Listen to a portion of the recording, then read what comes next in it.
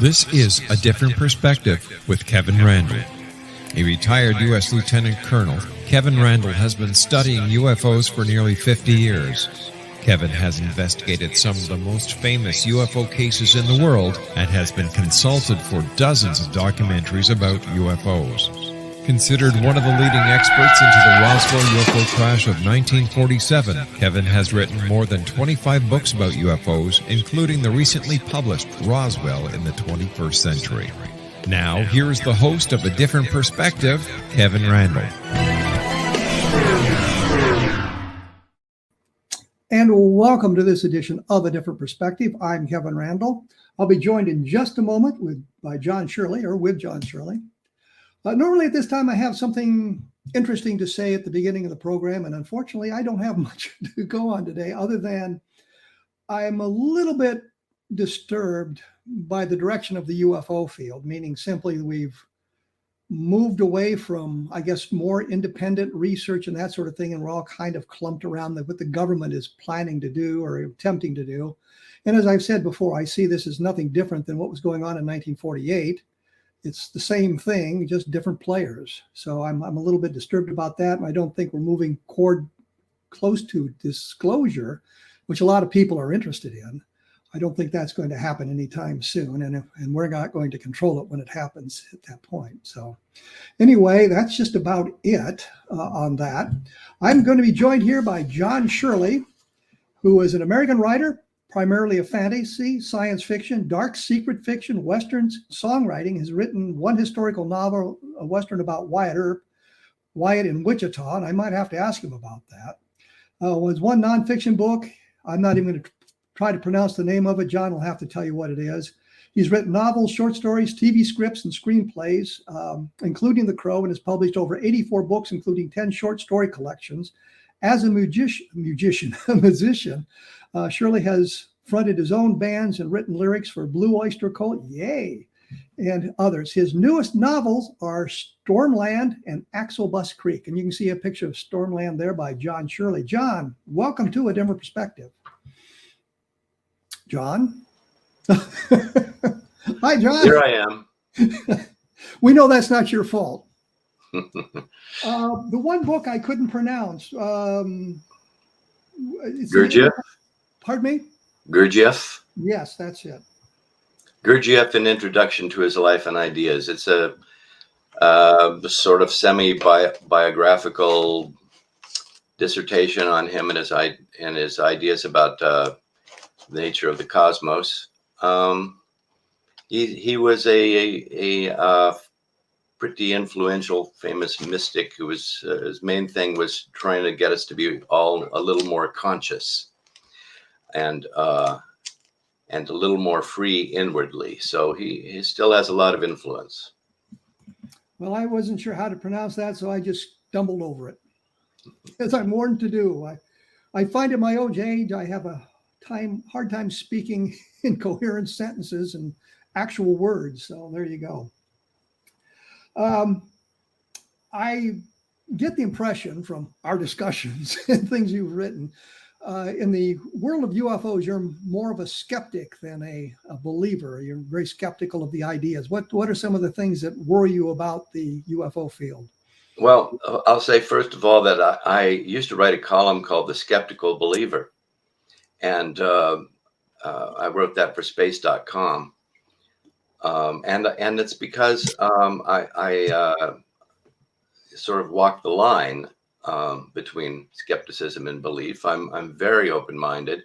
I know there are extraterrestrials in the universe somewhere. I mean, I don't know it personally, but it's just common sense. And most scientists think that they're out there somewhere in our galaxy, or at least in other galaxies. I'm a little skeptical that they have visited us, but I'm open to really strong evidence that they have. I tend to have a attitude, something like Arthur C. Clarke, who said that he'll believe in UFOs when they are flying saucers when they get close enough so he can read their license plates. Well, but what he meant is, of course, he needs to really, really see extraordinary evidence. for this extraordinary thing. I'm very open to it. I just want it done right. I want the investigation to be done right. And what bothers me about the field is sort of the opposite of what bothers you. Is that we don't have enough organized and mainstream scientific research into it. We have instead a kind of a Wild West of UFO investigation and out there. There's the Mutual UFO Network, if they're still around, things like that. But there isn't really a lot of there aren't a lot of Kevin Randles out there who crosses all his T's and dots his I's and is capable of skepticism and separating the wheat from the chaff. There are more people who are just they're so open-minded their brains have fallen out. Well, let me say the MUFON organization still exists. I think they've been attempting to move to a more scientific methodology in their investigations, at least kind of good. Well, that sort of thing. Good. I used to be a member, and I wrote for UFO magazine. I wrote an article debunking those UFO videos from Mexico that just turned out to be easily explained how those were faked.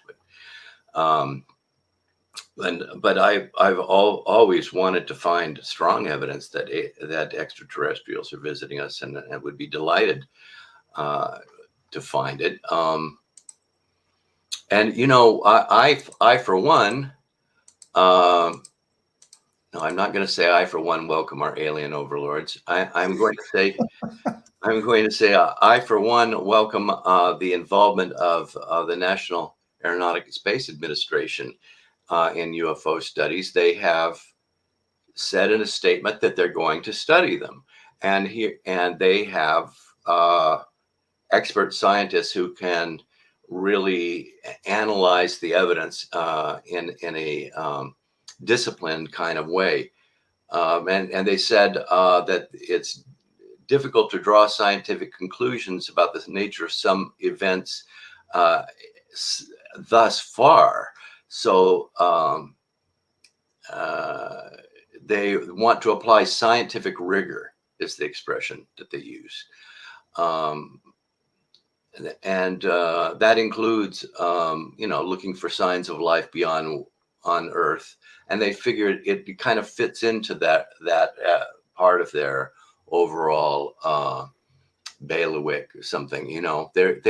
They study water on Mars, for example, to see if there's the possibility of life there is one of the reasons. They are open to the possibility of life on certain moons of Saturn and Jupiter. So that, they have decided that they're going to take part in the UFO study in a really rigorous sort of way. And that, I think, is what we need. And they have enough independence from, for example, the CIA or the Air Force or something, that maybe they will be more trustworthy for the average UFO enthusiast. Well, let me ask you, you keep talking about evidence. What would you consider good evidence other than a spacecraft in your front yard?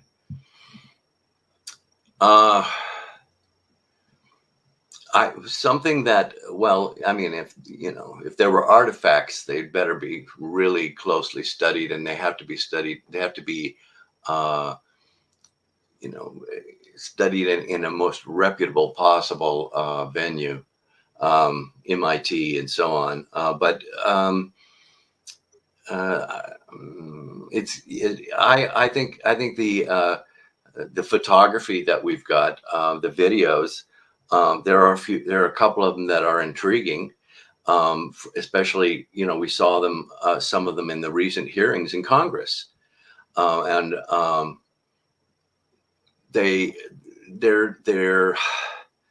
they're showing, small circular-ish objects, small, relative to the viewer, and we see them moving, and at least it's something physical that we can look at, apparently. And one of them was very intriguing.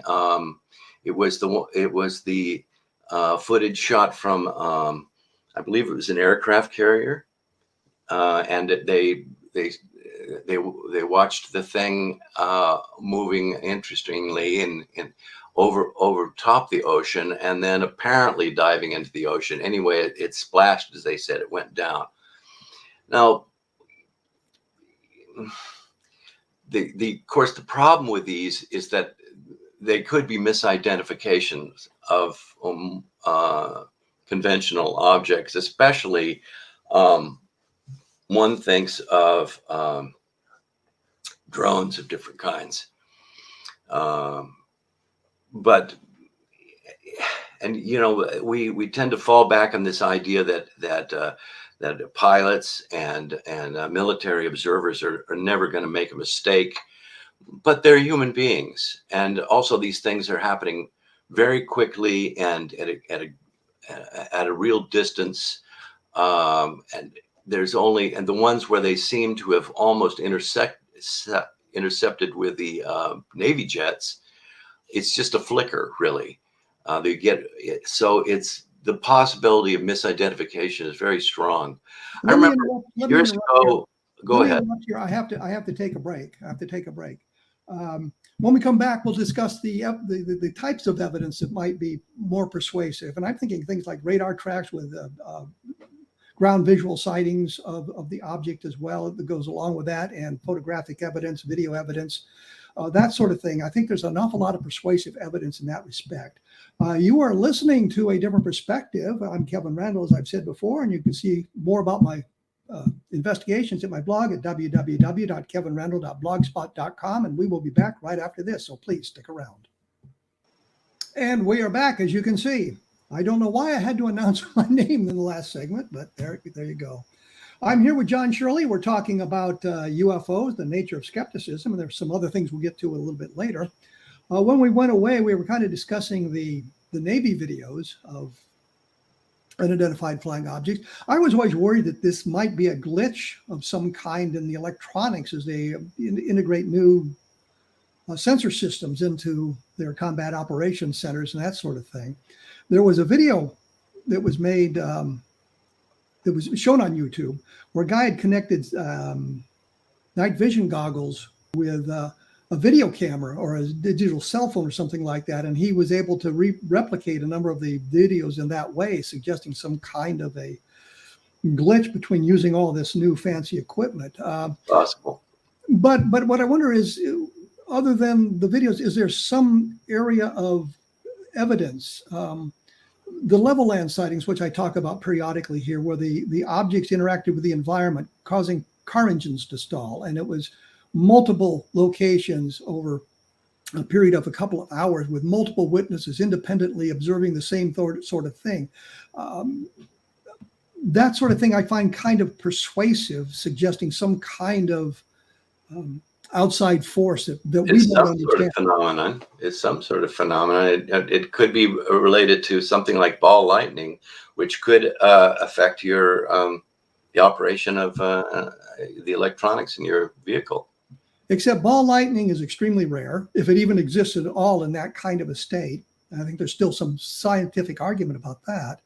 But it would have been persisting for over several hours in the level land area, because the report started around 11 p.m. at night and went through 2 o'clock in the morning. And it was over a wide area. Ball lightning is normally, 18 inches to 2 feet in diameter when it's there. It's very short-lived. We're talking about estimates of the size of the object up to 100 feet or something like that, and in sight for 15 minutes. These are estimates, and if you see, was this at night? Yes. And then at night, it's really difficult to estimate the size of a thing in the distance. It could be closer and smaller than it appeared. And then, John, let me interrupt here, because the problem with this is this. What I'm talking about here is the thing was close to the ground.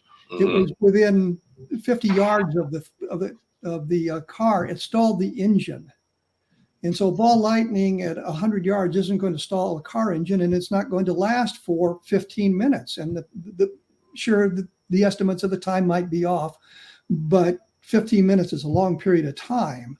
And so these sorts of things bother me. And what I see in the skepticism, and I'm not criticizing you, but what I see in the skeptical world periodically is assumptions made about the sightings without understanding the complete context of all of the sightings. In the Levelland area, I'm talking about sightings over, like I said, several hours and multiple locations and multiple witnesses, calling the sheriff, calling the police, the Air Force becoming involved. And it really sounds like some sort of intriguing phenomenon took place there. What year was this? 1957, November 2nd of 1957.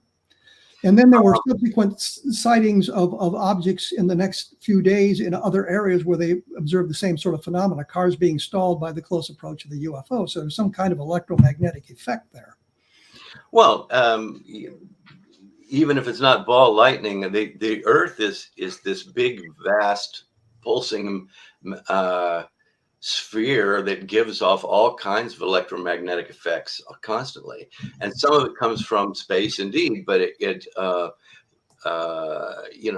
is a result of alterations in the way that the sun is putting out particles, for example, can create all kinds of effects. It could have been something on the nature of a really large solar flare, and that created an electromagnetic pulse in the area. And that could also have created some kind of visual phenomena, like something like the Northern Lights. And now, if you think that's stretching, well, how far are we stretching to just jump to the conclusion that it was an alien spacecraft? I never said that. So we know that the sun causes electromagnetic effects and disruptions here on Earth. Well, these were very localized. And what I'm saying is it was also associated with a description of an oval-shaped or an egg-shaped object that was close to the ground, and there were landing traces found on one location, suggesting something had touched down there. And I'm not saying this is proof of extraterrestrial visitation. I'm merely saying here's a very interesting phenomenon that was not well investigated at the time, because the Air Force and NICAP, which was the civilian organization that seemed to have the more scientific orientation at the time, were busy arguing over the number of witnesses, as opposed to investigating what had been seen and what these people experienced. Well, and also another phenomenon, though, is that suppose that you had this electromagnetic phenomenon, you had problems with electromagnetic pulse of some kind, and cars stalling mysteriously and so on, and it really was a real pattern. And this is in 1957, and this is in the context of a time when UFO reports were coming fairly often, and there's a lot of science fiction in the air. And then so people are seeing this phenomenon happen, and and then you might ask, well, how many people? Was it like 50 people actually saw a physical object flying, or was it 5, or was it 1? Because there were a number of people. people. This could be basically, somebody getting excited about one phenomena and sort of imagining the other one. Well, there was a number of people who saw an object, including the sheriff, including some Air Force officers who have gone missing in that respect. But the other thing you have to understand, this is not an isolated event. This electromagnetic effects that we're talking about here in Levelland has been reported. I think the first report was in 1909, where a guy's motorcycle was stalled by some object off in the field, and it's persisted till today. And I didn't mean to get dragged into an argument about the. I'm just speculating. I'm just looking at different sides of it. But I'm not. I really think it's a fascinating report. That one. I've got to look it up more and get it. Is it in one of your books? I did a book called Levelland. Well, I'm going to get the book, which you can get online from Amazon for a very cheap price. But it looks at the phenomena. It focuses specifically on Levelland, but it also brings in an awful lot of other sightings of this nature up through around 2020, something like that. Right. So something was going on. Yeah, but the question is what? Yes, absolutely. Something was going on. And I'm with you. I'm sort of on near the fence. I think I'm on the extraterrestrial side of the fence, but I'm within arm lengths of it, and I can hop back to the other side quickly, depending on where things go. So I understand being sort of a skeptical believer in that respect. Mm-hmm. But I just thought that the nature of the evidence there, because we had so many witnesses involved, we had so many independent witnesses involved in this sort of thing, and it's something that is, like I said, has been reported over the years in different locations, and it was kind of an intriguing case to take a look at. Yeah, it's a good one.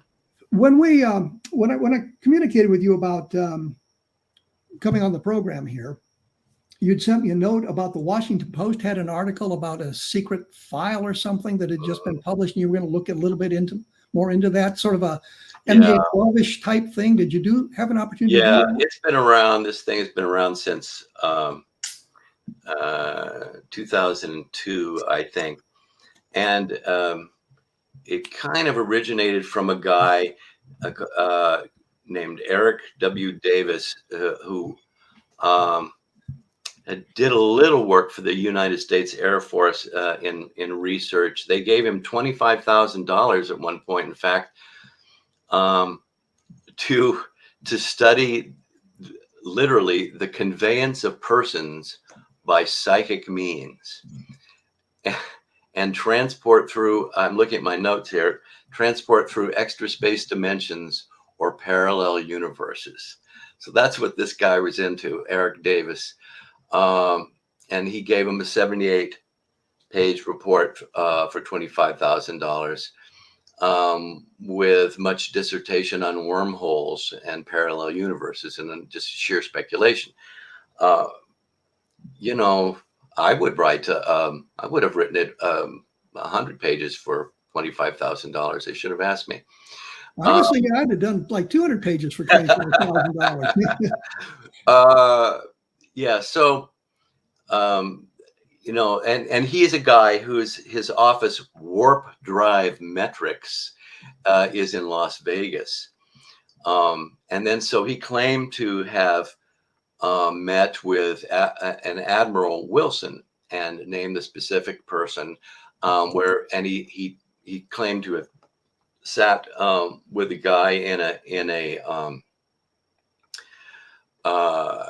a car in a parking lot and discussed crashed UFOs and aliens, and so Wilson was then interviewed recently by reporters, and he said never met the guy, don't know who this Davis is. And here's the thing, though, you could say, oh, he's just denying it, but he was able to show that Davis said that he was sitting in a car with a guy with a lieutenant commander and a petty officer, and they were all in uniform. And he said, I was not in the Navy even at the time that Davis said this happened. I had already left the Navy. I was not hanging out with anybody in the Navy. I wasn't wearing a uniform. And he was able to show the records that he was not in the Navy, and he was not in Las Vegas either. This supposedly happened in Las Vegas. Let me break in here because it's time for a break. I'm not familiar with the story that you're talking about. It's been around for years. The story's been around for years as well. Yeah. I'm here with John Shirley. His book is Stormland and Axel Buck's Creek, and my blog is www.kevinrandle.blogspot.com. I see I'm running out of time, so I will say we will be back right after this with John Shirley, and we'll be talking more about UFOs and strange things that go bump in the night, so stick around. And I am back. Not surprisingly this time, I was ready for it. We were talking about the Eric Davis and Admiral Wilson conversation that took place supposedly in Las Vegas. I was not aware that, I knew that the Admiral had said it never happened. He wasn't involved. I didn't realize that I hadn't heard, I suppose I should say, that he wasn't in the Navy at the time and hadn't been in Las Vegas at the time, which kind of shoots the whole thing down. But if Davis is the guy I'm thinking of, he also was talking about the Kingman UFO crash being real. I don't know if you're familiar with the UFO crash in Kingman, Arizona in 1953. I vaguely. Why don't you bring me back? Bring that one back for me. This was a story told by Arthur Stancil. Couldn't remember his name there for a moment. Arthur Stancil was interviewed by a couple of teenagers in the 1970s when UFO magazines were big, and talked about how he had been taken to Kingman, Arizona to do some work on a crashed UFO. And he had a strange notation on his calendar that said, he had something important to do that day. So that was his proof that he was there. Don Schmidt told me about a lady named Judy, and her last name escapes me at the moment, but she supposedly said that her husband had been involved in this as well, and her husband then deployed to Vietnam and was killed. But before he was killed in Vietnam, he'd written this letter about this stuff that had taken place in Kingman, Arizona, or the crash at Kingman. Their daughter got in contact with me and said, no, my mother made these things up and it's not true. And my father wasn't killed in Vietnam. In fact, he's alive and well, and that sort of thing. So the Kingman case to me kind of blew up. And I was surprised that Davis mentioned that as being one of the real UFO cases. I was surprised. Oh, yeah. Well, I mean, he's also, claimed that he could work out how to transfer people from place to place psychically. How do you take this guy seriously? I never did. When I first heard the story, which was a number of years ago, and I may have addressed it on my blog at some point. I don't even remember if I thought it was interesting enough to do that.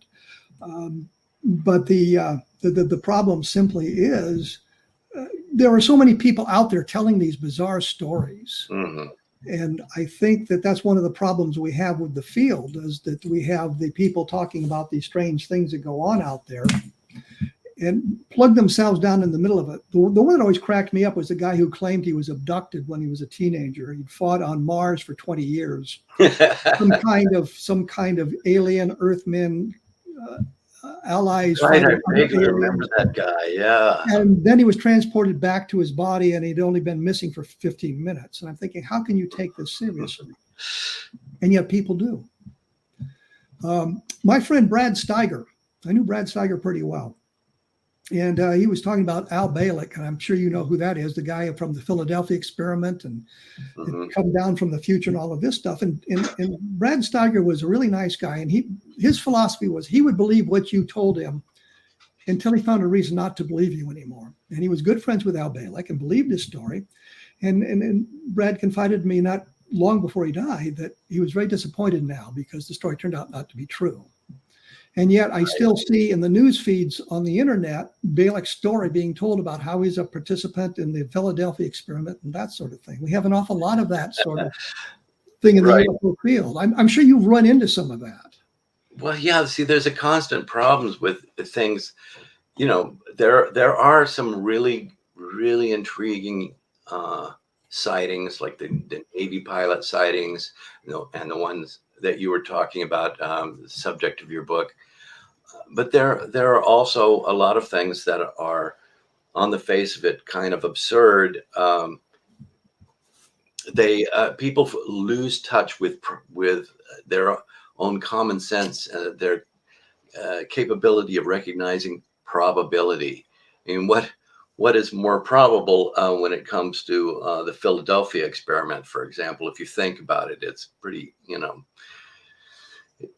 it was a highly improbable thing in the first place, and it would always be more likely that it was a hoax or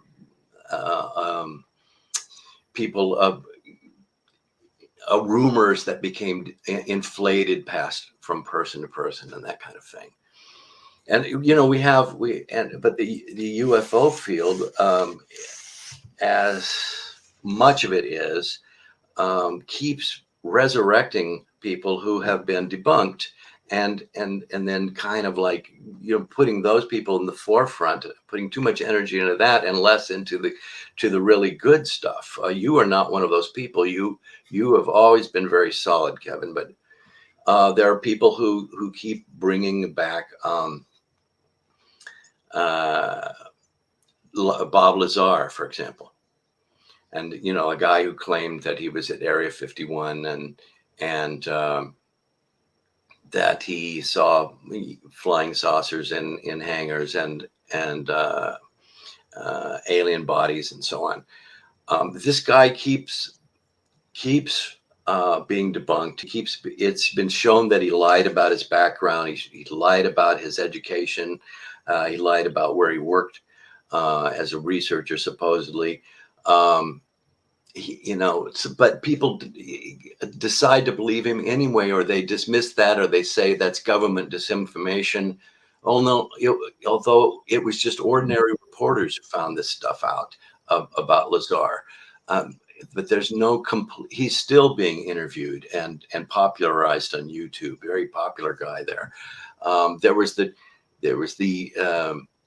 podiatrist who kept finding alien artifacts in people's feet, and they were supposed to be implants from aliens, and they were in heels, and they were these weird little objects. And when those objects were examined by actual scientists, it turned out that they were bits of bottled glass with calcium deposits on them, because people step on little slivers of glass and then your body coats them with calcium, and they come out with these little eerie looking objects that are just an artifact of the human body interaction with the ordinary environment.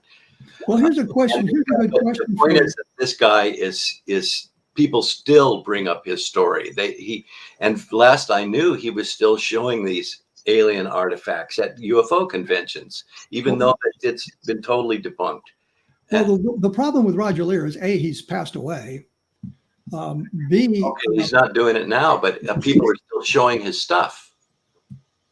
And the other problem is, when looking at his stuff, I was wondering about the problem with an alien implant in the foot. Wouldn't you implant something closer to the brain if you're going to implant somebody? But Leir was taking stuff not only from the feet. He would have to get somebody else to remove them from other parts of the body, because he was not licensed to operate above the knee or something like that.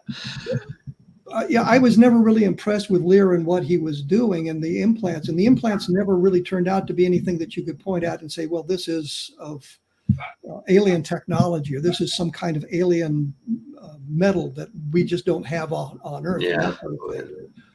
But Leir was very serious in what he was doing. I think he truly believed what he was doing in finding these implants. I think he did it first, and then he was kind of invested. And that happens, people realize that they're, on the wrong track, and then they've gone too far that way. I think Barney and Betty Hill might have been like that. Well, I think Phil Klass was like that. And that's a guy from the other side of the coin, Right. The skeptic. I think that Phil Klass came up with an idea in the 1960s that an ionization of the atmosphere was causing a lot of these UFO sightings. That's why you see a lot of them near power lines and that sort of thing. And atmospheric scientists such as Dr. James McDonald, who taught atmospheric physics, said, no, they don't glow like that, and it's just not true. And I think Klass just took it as an insult and began his rabid debunking of everything, no matter what the evidence showed. And if he didn't have evidence, he'd make it up. And so we have that kind of Klass, people have personalities, and sometimes they get into personal things and lose their objectivity. So I guess Klass did that, but there are more reasonable skeptics out there, and I'm an open-minded one, really. Show me good evidence. I'm very interested in reading your book.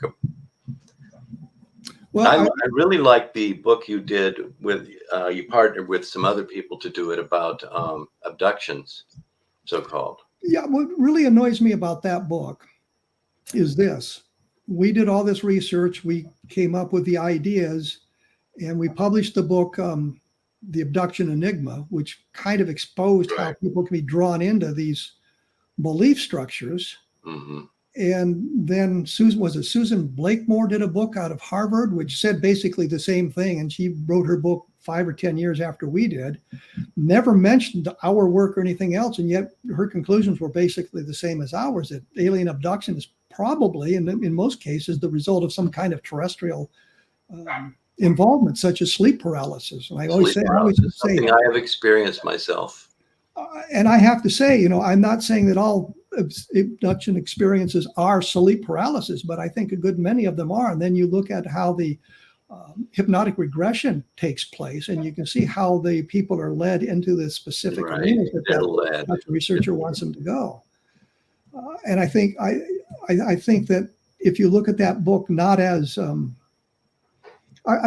just a debunking book, I think it is a skeptical book. Here are some questions we have based on the research we've done. And I think we interviewed 316 people who claimed to be abducted. Right. We noted a disproportionate number of homosexuals in that population. Not saying anything wrong with homosexuality, merely saying there's a disproportionate number there. And I think Mark Rodiker at the Center for UFO Studies found a disproportionate number of left-handed people in the abduction population. We don't know what that means, but we found these kind of abnormalities, which has something to do with the psychology of the person, makes them more prone to having some kind of. Well, let me break here because we're going to have to do it one more time here. And when we come back, we'll maybe explore alien abduction a little bit more and some of the other problems with UFO research. And I think there's a great deal of problems in the UFO research that we can correct from the outside, make it look a lot better. So I will be here with John Shirley in just a moment, so please stick around. And we are back. I'm here with John Shirley talking about, skepticism, among other things in the UFO field. Once again, his book is Stormland. His website is john-shirley.com. So if you've got some questions or want to see more about him, you can take a look at it there. Has some skeptical views on UFOs and that sort of thing. Before we end the conversation here, let me ask you one question. Is there some UFO sighting you're aware of that you find particularly intriguing? Other than Levelland, of course. Well, I like the one where they seem to see something going into the ocean that shows some physical interaction with the environment that adds a little something to it. And there's some video there. I still think I think that it has been noticed that our airspace is really crowded now with all kinds of things. There's everything from plastic bags to Mylar balloons definitely cause some occasional UFO reports because they're shiny and they move in curious ways because every little wind and crosswind makes them move around. And it's difficult to tell how big they are. But also drones of different kinds.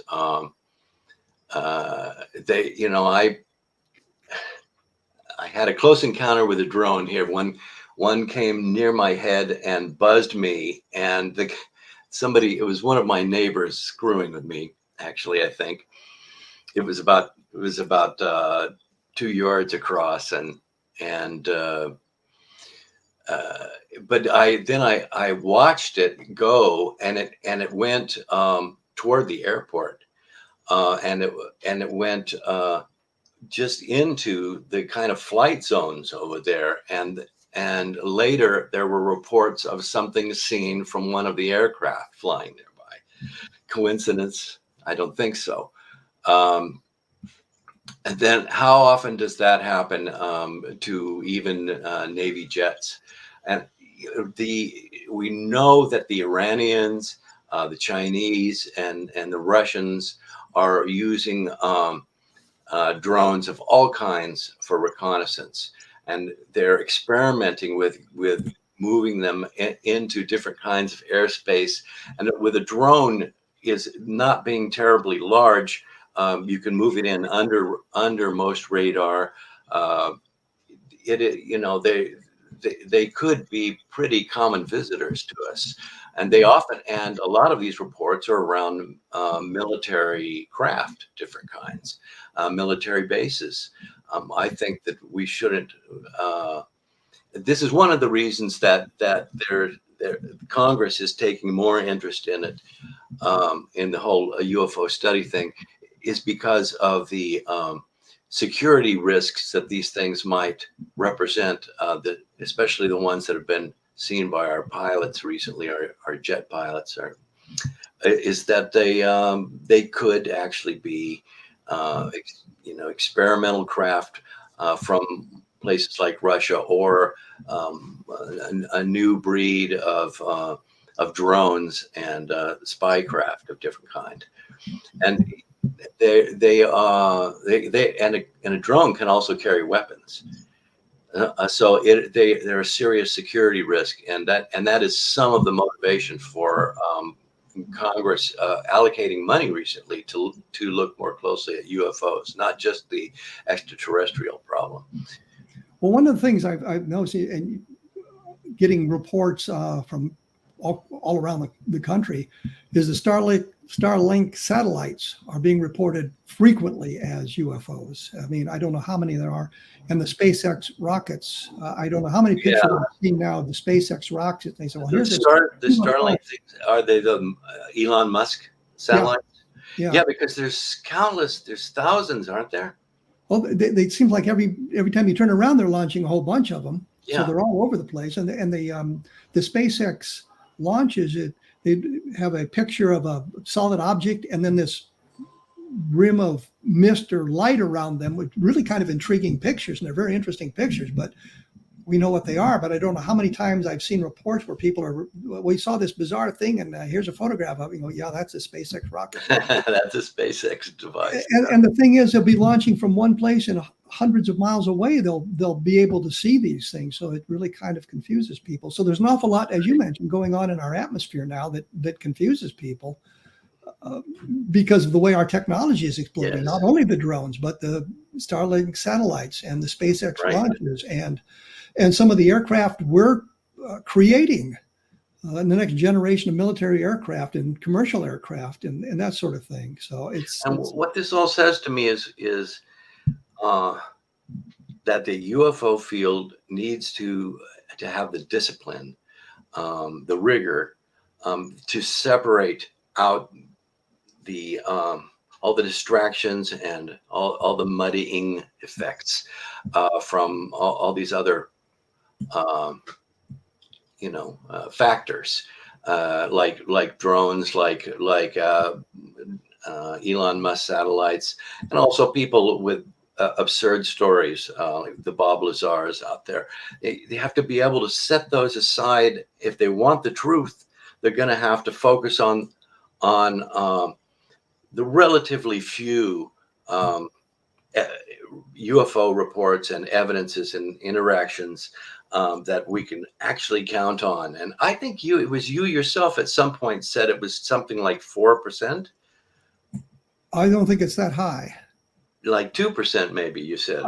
Yeah, the number of actual UFO reports, the unidentifieds, if we get sufficient information, I think is probably somewhere around 1% to 2% of the total reports, right? Total reports, yes. Right, yeah. And that is that. But see, 1% to 2%. Well, that's worth looking at. And it only takes one. Yes, that's right. That's right. It only takes one genuine visitor from outer space to be very, very, very important. And I think it was Carl Sagan who said we could expect one visitation every 10,000 years. And I'm thinking, when did you start counting? If it was 10,000 years ago, they're due back. And if it was sometime, say, in the mid 17th or 18th century, now you've got an alien visitor looking at our moving in toward the industrialization of the world and that sort of thing. You understand that there's sentient beings on Earth building a civilization. You might be inclined to come back more frequently. And I look at the sightings from 1973. There was a period of about 6 weeks from the middle of September to the middle of November of 1973, where we had lots of UFO sightings. What always struck me about that is in this wave of sightings, you saw an awful lot of the craft on the ground. You saw the beings outside taking stuff, gathering plants, gathering animals, interacting with the environment. I said, this sounds to me like graduate students coming to Earth for their PhD dissertations, or gathering our primary research so we can go back to our home worlds and analyze all this information and that sort of thing. So I always thought of it kind of that way, because they were doing the sort of things you would expect someone visiting here to do, to understand more about what the culture and environment of Earth is about. but we have other sightings where waves where the sightings are, there's just lots of sightings of the objects in the sky and that sort of thing. But this was one where they came down and touched on the ground. Well, if only there had been footage. If only there had been something corroborating that one. Well, there was some very interesting photographs taken, and the other problem is we've dealt with the debunkers as opposed to the skeptics, who will throw mud at the wall, so to speak, throw explanation after explanation at a case, hoping that somebody will buy it, and not looking at it rationally and scientifically, and say, for some reasons, the debunkers can't say, this one's puzzling. We don't know what it is. It may be alien. It may not be. We just do not have an answer. Well, their attitude is that, I mean, some of them probably are unreasonable, but the general attitude is that to always skew toward probability. Yeah, and probability would suggest half a dozen explanations over the extraterrestrial one. But my point simply is this: they will accept an explanation even if it does not fit the facts, even if it does not fit the descriptions of the witnesses. It does not fit what was going on, and there's nothing to corroborate the explanation. They'll accept that.